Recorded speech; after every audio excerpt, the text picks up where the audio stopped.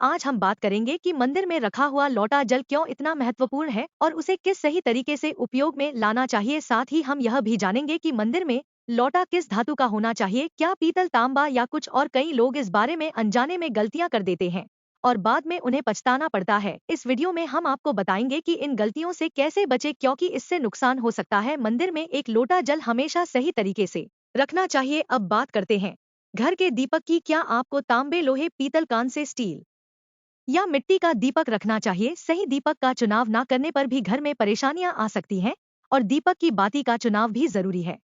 क्या कच्चा कलावा ठीक है या फिर रुई या सूती धागा सही रहेगा? इन छोटी छोटी बातों की अनदेखी से पितृ दोष, क्षण दोष, काल सर्प दोष या गरीबी जैसी समस्याएं हो सकती हैं। दोस्तों, यदि आप इस वीडियो को बीच में छोड़ने का सोच रहे हैं तो आप अभी छोड़ सकते हैं, लेकिन कृपया ध्यान रखें, अगर आप लक्ष्मी माता का अपमान करते हैं तो यह आपके लिए शुभ नहीं रहेगा। बहुत से लोग यह सवाल पूछते हैं कि मुख्य द्वार पर जल छिड़कने का सही समय और तरीका क्या है? क्या इसे स्नान के बाद करना चाहिए या बिना स्नान के भी किया जा सकता है? और क्या झाड़ वो लगाने से पहले जल छिड़कना चाहिए या बाद में? एक और सवाल जो अक्सर पूछा जाता है वह है, क्या पीरियड्स के दौरान मुख्य द्वार पर जल छिड़क सकते हैं या दीप दान कर सकते हैं? और जब मुख्य द्वार पर जल चढ़ाएं तो इसे अंदर की तरफ से चढ़ाएं या बाहर की तरफ से? फ्लैट या किराए के घर में रहने वाले लोग भी पूछते हैं कि मुख्य द्वार पर दीपदान और जल छिड़कने का सही तरीका क्या है। आज का वीडियो इन्हीं सवालों के जवाब पर आधारित है। सबसे पहले हम यह जानेंगे कि घर के बाहर और अंदर दीपक जलाने के क्या फायदे हैं। खासकर घर के बाहर दीपक जलाने से जो 5 बड़े फायदे होते हैं वह आपको चौंका सकते हैं। भगवान की पूजा में दीपक जलाने का महत्व तो सभी जानते हैं। हिंदू धर्म में देसी घी या सरसों के तेल का दीपक जलाना बेहद शुभ माना जाता है तथा तिल के तेल का दीपक भी जलाया जाता है। लेकिन भगवान के सामने दीप जलाना केवल पूजा का एक तरीका नहीं है, बल्कि घर के अंदर और बाहर दीप जलाने से कई लाभ मिलते हैं। दीपक जलाने से न केवल सकारात्मक ऊर्जा उत्पन्न होती है बल्कि 5 बड़े फायदे भी मिलते हैं। तो आइए जानते हैं।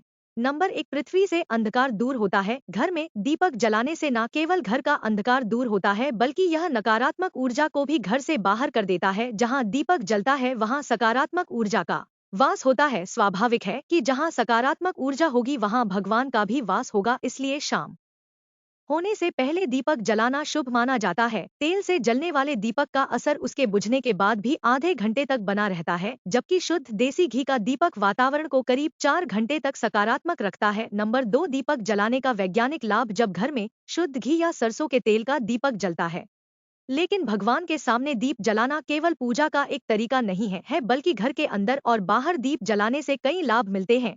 दीपक जलाने से न केवल सकारात्मक ऊर्जा उत्पन्न होती है बल्कि 5 बड़े फायदे भी मिलते हैं। तो आइए जानते हैं। नंबर 1, पृथ्वी से अंधकार दूर होता है। घर में दीपक जलाने से न केवल घर का अंधकार दूर होता है बल्कि यह नकारात्मक ऊर्जा को भी घर से बाहर कर देता है। जहां दीपक जलता है वहां सकारात्मक ऊर्जा का वास होता है। स्वाभाविक है कि जहां सकारात्मक ऊर्जा होगी वहां भगवान का भी वास होगा, इसलिए शाम होने से पहले दीपक जलाना शुभ माना जाता है। तेल से जलने वाले दीपक का असर उसके बुझने के बाद भी आधे घंटे तक बना रहता है, जबकि शुद्ध देसी घी का दीपक वातावरण को करीब 4 घंटे तक सकारात्मक रखता है। नंबर 2, दीपक जलाने का वैज्ञानिक लाभ। जब घर में शुद्ध घी या सरसों के तेल का दीपक जलता है तो उसके धुएं से घर के माहौल में सात्विकता आती है। यह धुआं हानिकारक कणों को नष्ट करता है और वातावरण को शुद्ध बनाता है। नंबर 3, सुख समृद्धि का वास। जिस घर में भगवान के सामने दीप जलाया जाता है वहां माता लक्ष्मी की कृपा बनी रहती है। ऐसे घर में सुख समृद्धि का वास होता है। दीपक को पूर्व दिशा में रखने से व्यक्ति दीर्घायु होता है और उत्तर दिशा में रखने से धन संपन्नता बढ़ती है। दीपक न केवल घर के अंधकार को दूर करता है बल्कि हमारे जीव को भी प्रकाश की ओर ले जाता है। नंबर 4, बीमारियों को दूर भगाने में मदद। घर में दीपक जलाने से बीमारियां आसपास नहीं भटकती। परिवार के सभी सदस्यों को स्वास्थ्य लाभ मिलता है। खासकर अगर दीपक के साथ एक लौंग भी जला दी जाए तो इसका असर 2 गुना हो जाता है। यह त्वचा संबंधी बीमारियों को दूर करने में मदद करता है।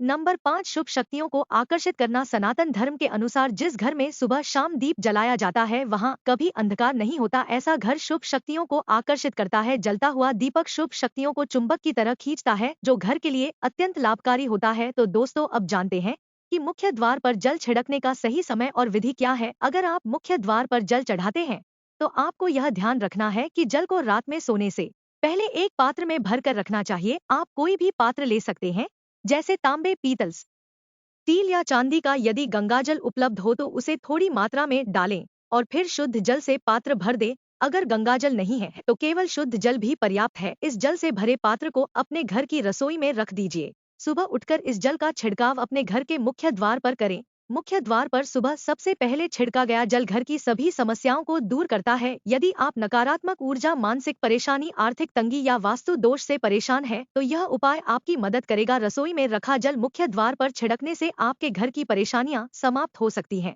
यह उपाय न केवल वास्तु दोष और पितृ दोष को समाप्त करता है, बल्कि तंत्र मंत्र या बुरी नजर के प्रभाव को भी खत्म करने में सहायक है। इस उपाय को नियमित करने से घर में सुख समृद्धि बनी रहती है। एक महत्वपूर्ण बात यह है कि घर में गरुड़ घंटी का नाद कर बेहद शुभ माना जाता है, मगर बच्चों को खेल के तौर पर घंटी नहीं दी जाती, क्योंकि घंटी का नाद करते समय सभी का पुण्य हमारे खाते में आ जाता है। इसलिए घंटी का नाद केवल पूजा और भजन के समय ही करना चाहिए। इसे खेल खिलौने के रूप में ना लें। मंदिर में घंटी बजाने का तरीका भी महत्वपूर्ण है। यह हमेशा प्रेम और श्रद्धा से बजानी चाहिए, ना कि जोर जोर से। कई बार लोग मंदिर का पट बंद होने के बाद भी घंटी बजा देते हैं, जिससे पाप लगता है। अगर भगवान मंदिर में विश्राम कर रहे हैं तो उस समय घंटी बजाना घोर पाप माना जाता है।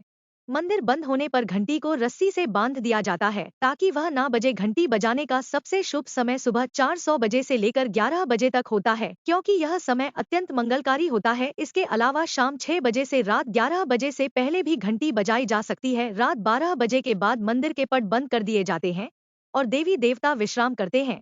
इस समय घंटी बजाना पुण्य के बजाय पाप का कारण बन सकता है। दोस्तों, आज की जानकारी आपको कैसी लगी, कृपया कमेंट करके हमें बताएं। अगर आप माता लक्ष्मी का सम्मान करते हैं तो एक लाइक जरूर करें और हमारे चैनल को सब्सक्राइब करके कमेंट में जय माता लक्ष्मी जरूर लिखें। धन्यवाद।